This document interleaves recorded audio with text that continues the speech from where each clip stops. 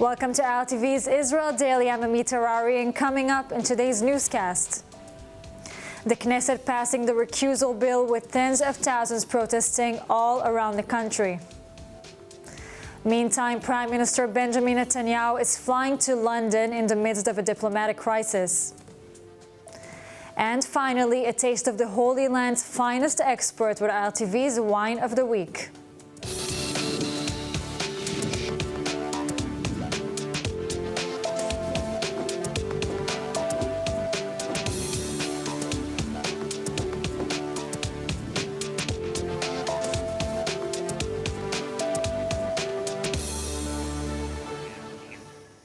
The month-long Muslim holiday of Ramadan gets underway today. Muslims in Israel and Judea and Samaria began its holy month of celebration.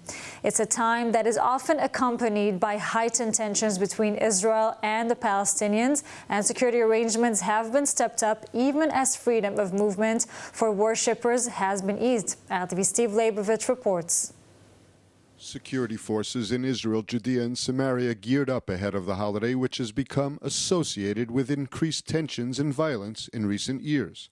The Israeli, Arab, and Palestinian populations began celebrating a month-long period marked by fasting, prayer, and holiday feasts. ما انت عارف يعني انه هذه في رمضان الواحد بحط اغراضات رمضان عنده من حلاوه من مخللات من مكبوس من طحينه من اي اغراضات رمضان بحطها عنده لانه بدك كل يوم ينزل وثاني شيء ما انت عارف الا القطايف هذه هي الاكله المفضله. Extra police were deployed around the old city of Jerusalem. All eyes will be on the mass prayers at the Temple Mount mosques tomorrow as Palestinian terror groups threaten violence.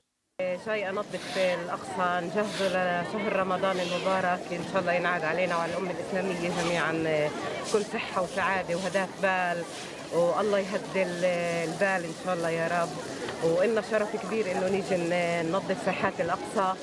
This Gaza storekeeper credited Israeli policy with making this a good year.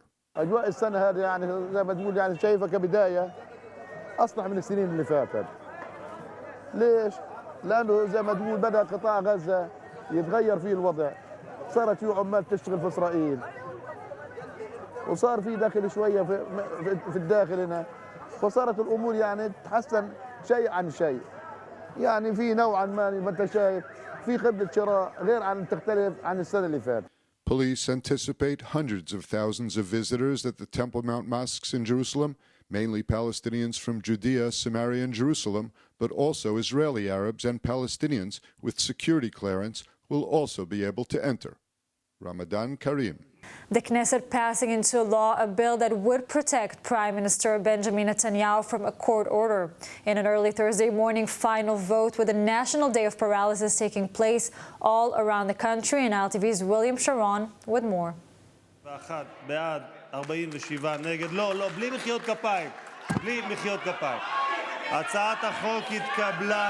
The Israeli Knesset ratified the recusal bill today, limiting the circumstances in which a prime minister can be removed, despite worries voiced by a government jurist that it may be meant to shield the Prime Minister Benjamin Netanyahu from any fallout from his trials.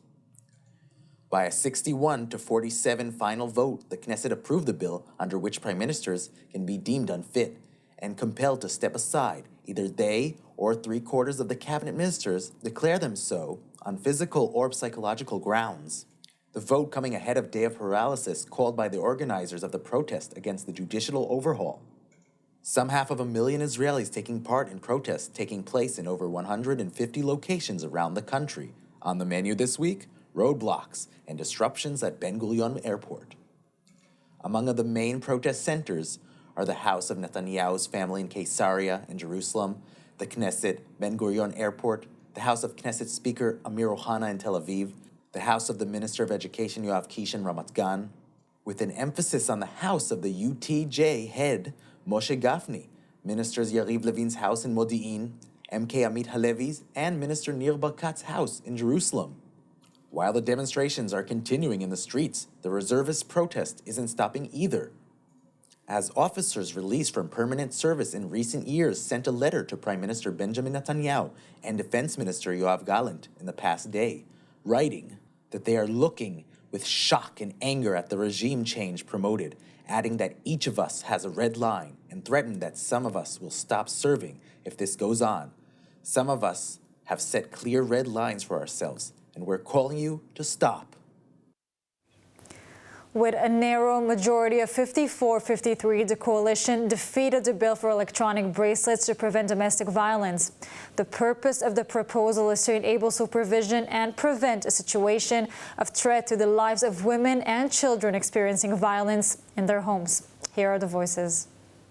The coalition on Wednesday struck down a law proposal by opposition MKs Gidon Saar, Merav Michaeli, Naama Lazimi and Merav Ben-Ari to force violent domestic offenders to wear an electronic monitoring bracelet to make them respect restraining orders. The bill, falling with a narrow majority of 54-53, would right after all of the female MKs in the opposition pulling out electronic bracelets in an act of protest, calling women's blood should not be shed in vain. The bill applies to those having a protection order against them, with there being a real fear of its violation either due to previous violations or due to a high-risk assessment or previous convictions for domestic violence crimes. Its purpose is to monitor that the restraining order is implemented and to prevent recurrence of cases where men with restraining orders harm the women and children from whom they were initially removed. Post-falling of the bill, fierce shouting and arguments broke out on the Knesset floor, with opposition MKs repeatedly shouting shame after Prime Minister Benjamin Netanyahu voted against the bill. National Security Minister Itamar Ben-Gvir being urged by a number of female MKs to allow the measure to at least pass its first reading, but refused, saying earlier this week that a more balanced law would be required and will be presented within a month. Prime Minister Netanyahu will tonight fly to London for meetings with British leaders, as was the case in recent trips to Rome and to Berlin. Netanyahu will be met by Israeli flags-waving demonstrators protesting the government judicial overhaul. And there's much on the Prime Minister's diplomatic agenda. We are now joined by the Times of Israel diplomatic reporter Lazar Berman. Hi, Lazar. Netanyahu was given a lecture on democracy by U.S. President Joe Biden, and the Israeli ambassador received a dressing down over the cancellation of the disengagement law. Netanyahu promised that Chomesh will not be rebuilt. Has he satisfied Washington? That's a good question. Certainly the Biden administration is not trying to pick a fight openly with Israel. That certainly is not Biden's style. It certainly doesn't serve America's interests right now. But like other Israeli allies, they are concerned. They don't want to see this unrest in Israel. They would like to see calm. That is what senior American officials have said as well. They want to see calm in Israel so that they can pursue projects together. Those projects include, of course, expanding the Abraham Accords. But as we've seen, there's not a lot of appetite around the region for increased ties with Israel while there's all this unrest. So I would not say that the American administration, that the White House is especially satisfied. I think they're concerned. They've made that concern clear in many ways. And like other countries, they want to see this judicial reform be settled by consensus. That is what Secretary of State Blinken said when he was here, and that is the message that is being sent. And I would also point out the fact that Netanyahu has still not been invited to the White House, and that is no coincidence. So you put all these things together, I think it's pretty clear what the American concerns are right now. We spoke about the White House invitation that didn't come and hasn't come yet a lot this week. Do you see it coming in the near future, or do you say Biden isn't going to invite Netanyahu? The near future is Ramadan in Israel, and what I see is that both